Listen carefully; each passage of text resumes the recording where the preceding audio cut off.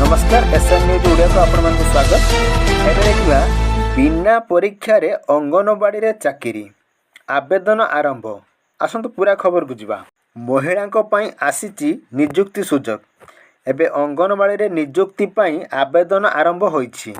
मौलिक शिक्षा आधार रे एही नियुक्ति प्रदान करा जाउछि।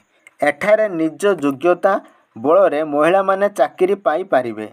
अंगनवाड़ी चाकरी पाई बहु पूर्वर नोटिफिकेशन बाहरी सारी थिला। नोटिफिकेशन संपूर्ण अध्ययन करिबा परे एही नियुक्ति पाई आवेदन करि पारिबे।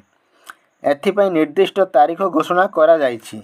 एथिपाई महिला अंगनवाड़ी कर्मी को निकटस्थ अंगनवाड़ी केंद्र को जाई खाली थिबा पदवी विषय रे जानिबा को हेबो। वर्तमान 23,753 पोस्ट पाई आवेदन करिबा को आह्वान दिया जाउ थिला। 23,753 पोस्ट पाई आवेदन करिबा को आह्वान दिया जाई थिला। अंगनवाड़ी रे अनेक पोस्ट खाली रहिछि। पाठ्यक्रम रे रहिथिबा मार्क अनुसार एही पोस्ट रे चाकरी प्रदान करा जिवो। महिला एवं बाल मंत्रणालय रे पक्षरु अंगनवाड़ी नियुक्ति विज्ञप्ति प्रकाश पाइछि। गत मार्च 18 तारिख रे एही विज्ञप्ति प्रकाश पाइछि। अगस्त 16 तारिख पर्यंत आश्रय माने एही नियुक्ति पई आवेदन करि पारिबे।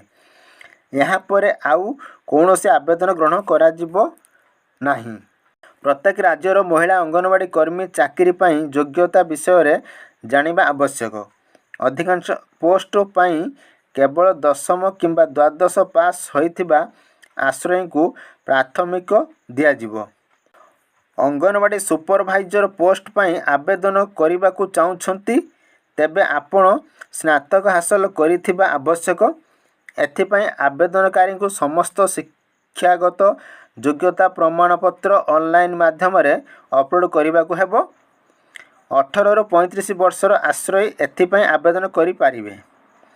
एही नियुक्ति रे आवेदन पई केतेक निर्दिष्ट प्रमाणपत्र आवश्यक रहिछि। आधार कार्ड, पान कार्ड, 10वीं बोर्ड सर्टिफिकेट, द्वादश बोर्ड सर्टिफिकेट, आय प्रमाणपत्र, आवास प्रमाणपत्र, जाति प्रमाणपत्र, मोबाइल नंबर, पासपोर्ट आदिर आवश्यकता रही।